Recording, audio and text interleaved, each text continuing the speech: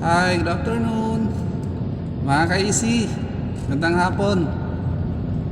Okay, magandang hapon. Kumusta ba kayo? I'm here together with Ma'am Steph.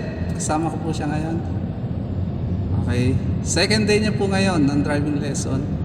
Dito ko po siya dinaan ngayon sa loob ng bayan ng San Pedro, Laguna. Slow down kami. Okay, tuloy-tuloy lang po kami.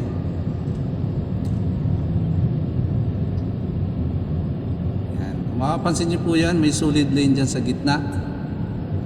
Ang ibig sabihin po niyan, bawal po mag-overtake ha, both direction.